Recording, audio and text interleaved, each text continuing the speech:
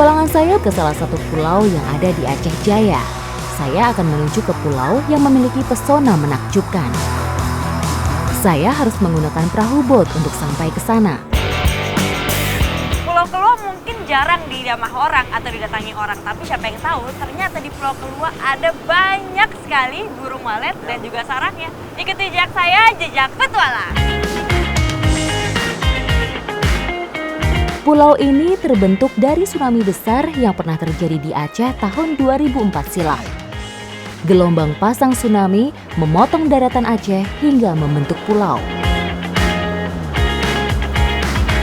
Wow, ini kita naiknya dari sini. Ini tangganya. Jadi ini adalah guanya dan tangganya benar-benar cuma dari bambu, bukan bambu yang dibikin, tapi benar-benar bambu. Bambu dah itu doang.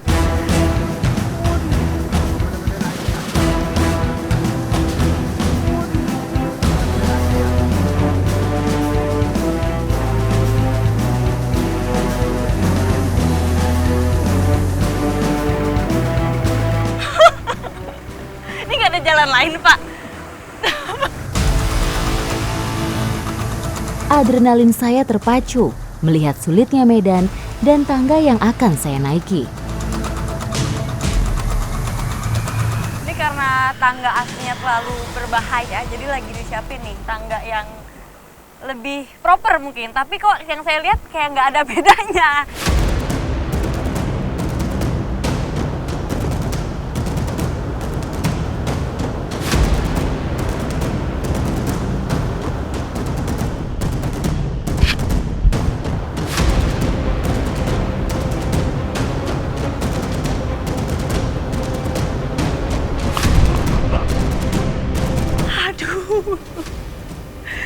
Ini karena emang si tangannya ini licin dan bergoyang-goyang, ditambah di bawah itu ombaknya gede banget. Jadi saya lumayan deg-degan, lebih deg-degan daripada capek sebenarnya.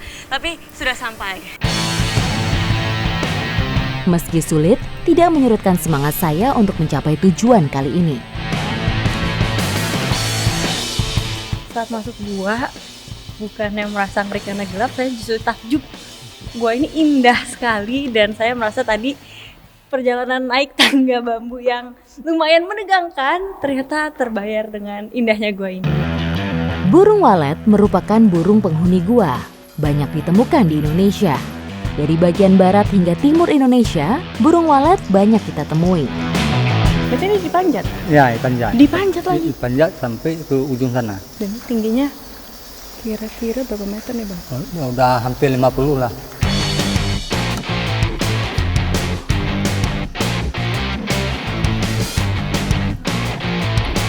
Ini jadi ternyata kita udah naik tebing yang tinggi, masuk ke gua masih harus naik lagi, lebih tinggi lagi sekitar 50 meter ke atas. Dan ini emang gelap banget sampai lampu ini aja menurut saya kurang membantu. Habitat idealnya di daerah yang bersuhu antara 27 hingga 29 derajat Celcius dengan kelembapan udara lebih dari 70% serta aman dan tersembunyi dari gangguan predator. Walet punya ciri yang paling khas, yaitu kemampuannya dalam menghasilkan sarang yang bernilai jual tinggi.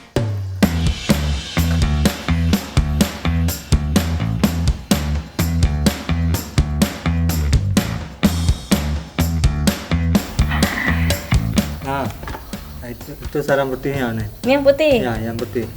Itu agak susah. Agak susah yang gini? Ya, cuma di petiknya agak susah. Cuma naik tangga ini. Ya, nah jadi yang harganya lebih tinggi atau nilai jualnya lebih tinggi itu yang seperti ini, yang warnanya putih, Ya. terus bentuknya menyerupai mangkok. Dan si sarang ini terbuat dari liurnya si walet.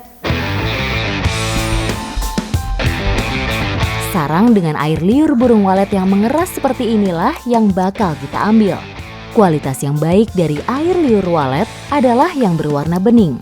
Sementara yang berwarna coklat biasanya kotor dan bertekstur kenyal. Ini udah cukup Bang atau lagi? Ya, udah. Ini berhubung kita sudah mengarungi gua ini Ya. dan kita haus atau aku doang yang haus Ya, Bang, kita mau bikin minuman dari si sarang burung walet ini. Ikut jejak saya, jejak petualang. Burung walet sarang putih mudah dijumpai hampir di seluruh pelosok Indonesia. Famili Apodidae ini ada di setiap ketinggian permukaan bumi, mulai dari dataran rendah sampai pegunungan.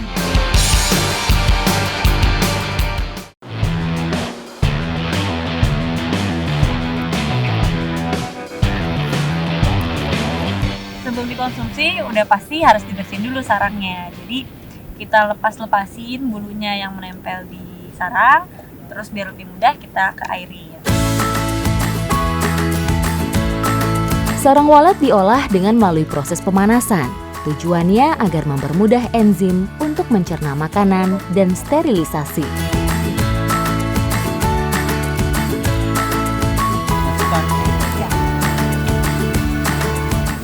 Cara bikinnya juga gampang nih. Jadi tinggal dibersihin sarangnya, terus direbus, sebenarnya udah bisa diminum. Tapi biar lebih enak, kita tambahin gula iti.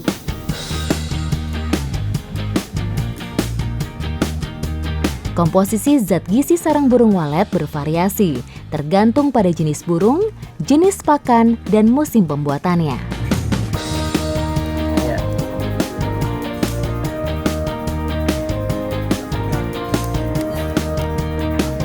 Nah, udah mateng nih, bisa langsung kita minum. Sarang burung walet banyak dikonsumsi oleh masyarakat Cina sejak abad ke-14 dan dijadikan makanan khas para raja. Selain dimanfaatkan sebagai obat alternatif, masyarakat Cina kuno juga menggunakan sarang burung walet sebagai menu makanan wajib karena memiliki cita rasa yang lezat.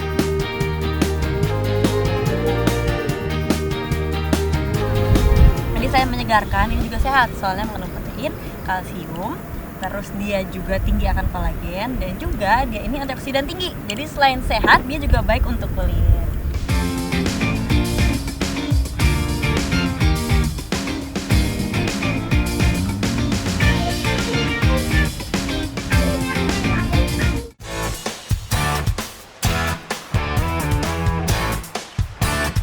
Pulau Nasi, satu dari gugusan pulau di Kecamatan Pulau Aceh, Kabupaten Aceh Besar. Pulau Nasi emang punya banyak banget biota laut, tapi ada satu nih yang salah satunya merupakan primadona di sini. Penasaran apa? Ikuti jejak saya, jejak petualang.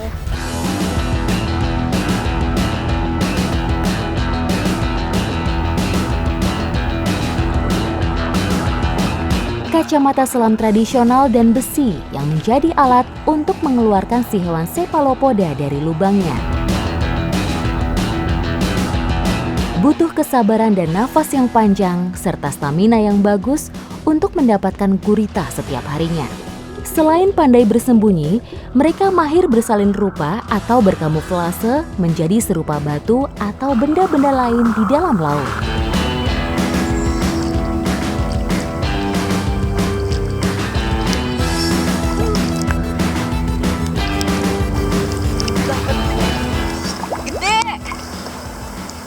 Wow. Ini lebih gede nih. Ternyata walaupun kita nungguin cukup lama, tapi ternyata membuahkan hasil juga nih.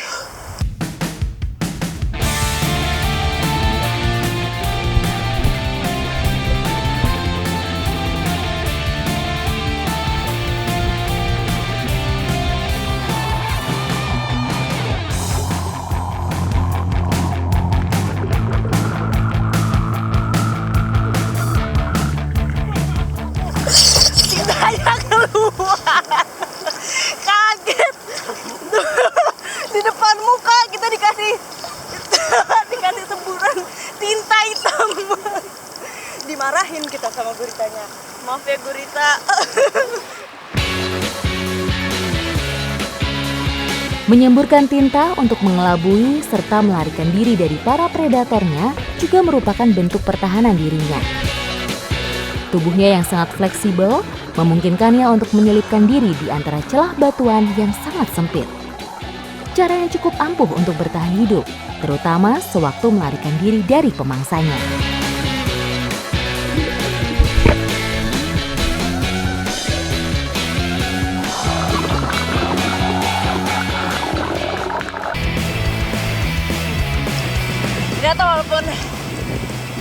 cukup lama, tapi ternyata membuahkan hasil juga nih.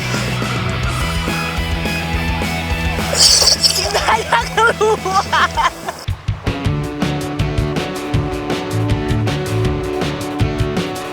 Karena semua bagian dari gurita ini bakal kita olah, jadi harus kita rebus nih selama kurang lebih 30 menit. Khususnya di bagian tentakel, karena bagian tentakel inilah yang paling keras atau alot. Gurita menjadi olahan makanan hasil laut yang rendah kalori dan rendah lemak, sehingga cocok sekali sebagai menu diet yang menyehatkan. Dagingnya banyak mengandung kalsium, kalium, fosfor, dan selenium yang semuanya sangat bermanfaat untuk kesehatan tulang. Beberapa vitamin penting seperti vitamin C, A, serta beberapa asam lemak omega 3 sangat berpengaruh untuk pembentukan antioksidan dalam tubuh kita.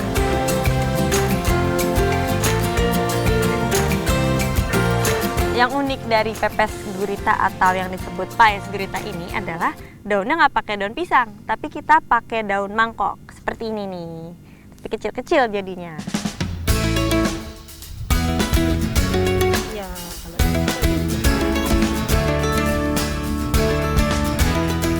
Daun mangkokan sendiri juga baik untuk membantu melancarkan sistem pencernaan. Kandungan seratnya cukup tinggi.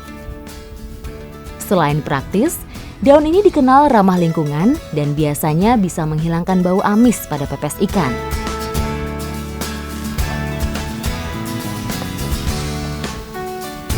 Kalau ini sampai airnya habis aja kan Bu ya? Iya.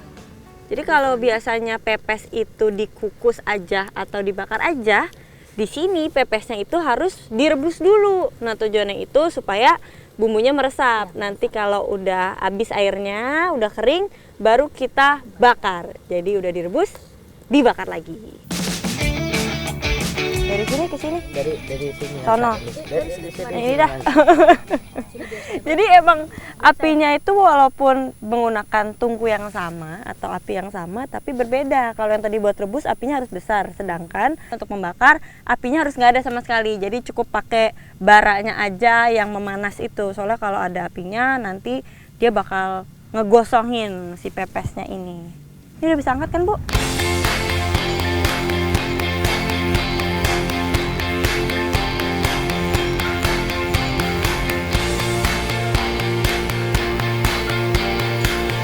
Bicara tentang bumbu, masakan Aceh tetap memiliki ciri khasnya sendiri. Ini tidak terlepas dari faktor historis, bahwa pada masa lalu, Aceh pernah menjadi salah satu wilayah penting dalam jalur perdagangan rempah-rempah dunia. Ternyata gurita selain enak dan dimasaknya bisa bervariasi, juga memiliki kandungan zat yang bagus nih. Dia punya zat besi yang baik untuk tubuh. Ikuti jejak saya, jejak petualang!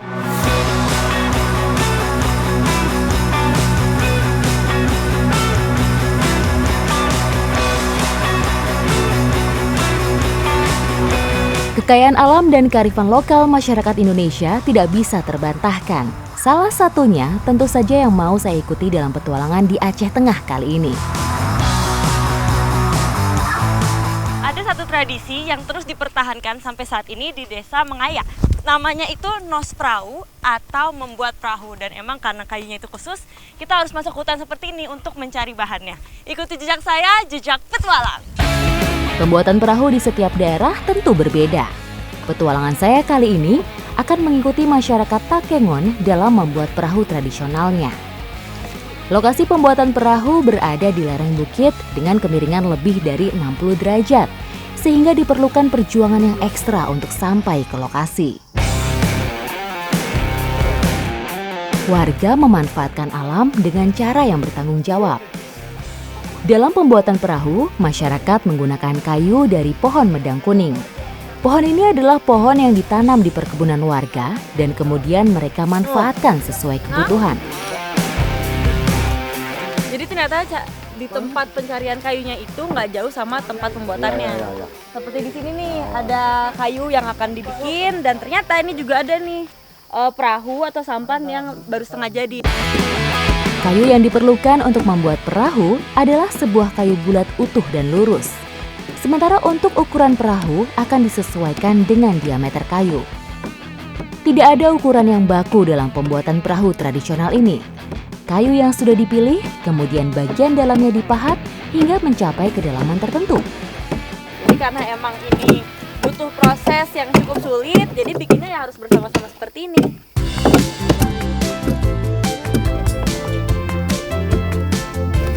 Sedikit begini bang. Jadi ini bahkan talinya juga dari alam. Ini pakai tali rotan. Saya pikir tuh bakal pakai tali yang tadi di bawah, tapi ternyata tidak.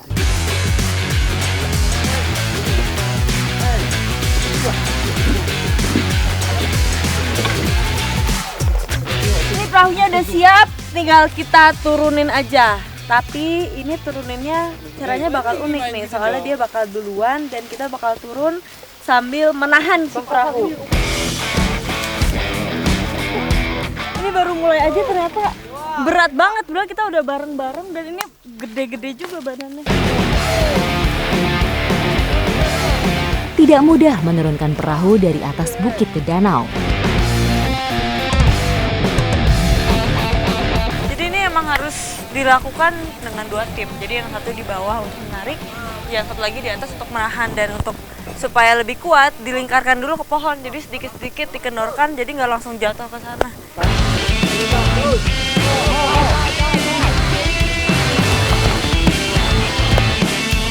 Dan ternyata wah, bebannya ini bertambah lagi karena tiba-tiba turun hujan, dan ini lumayan deras banget hujannya.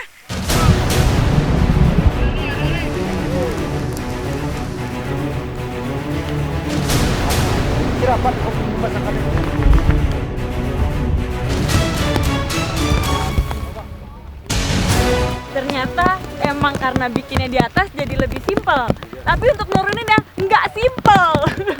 Di balik, aduh, sampai udah nggak tahu mana mana air, mana tanah. Kondisi jalan yang licin membuat kami harus lebih ekstra hati-hati.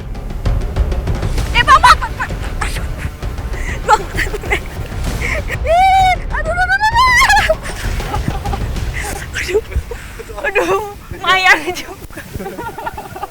Ini gak bawa ini aja saya keprosot, ini udah bisa jadi prosotan padahal.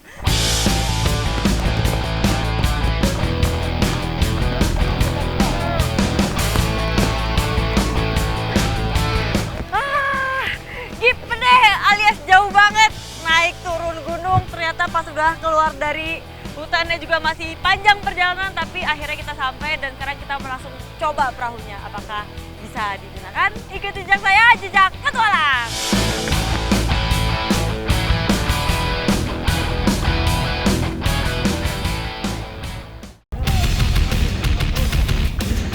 Karena emang zaman dulu, sebelum ada jalan, satu-satunya transportasi ke kota ya sampan ini.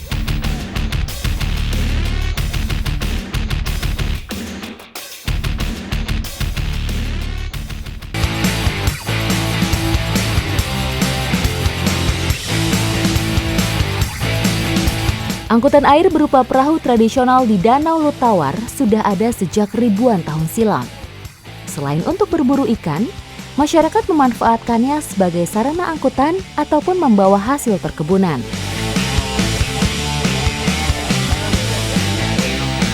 Nah, saya lagi mencoba sampan yang sudah tadi kita buat. Dan saya beruntung soalnya bisa ikutan bikin sampan ini. Dan ini merupakan tradisi sejak dulu. Karena emang zaman dulu, sebelum ada jalan, satu-satunya transportasi untuk ke kota ya sampan ini.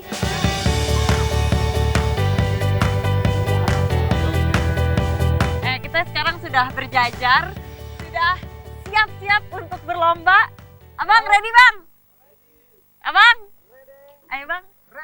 1, 2, 3! Danau Lutawar merupakan danau besar yang menyimpan keindahan dan pesona alam yang sangat indah. Menjadi cerita tersendiri untuk saya bisa mengikuti proses pembuatan perahu hingga menikmati pemandangan danau yang memanjakan mata dan menikmati kesejukannya.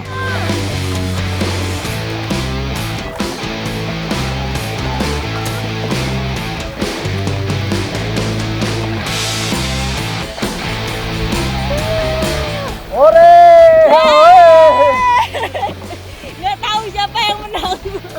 Tapi kan yang penting bukan menang atau kalah, tapi kebersamaan keseruannya. Ikuti jejak saya, jejak petualang.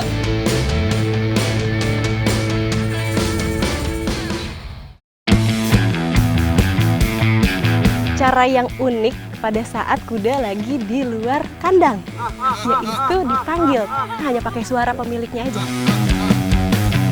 Besok di jam yang sama, jam 2 siang, waktunya bertualang. Kita mau memancing ikan, tapi di sini alat dan tekniknya yang agak sedikit berbeda.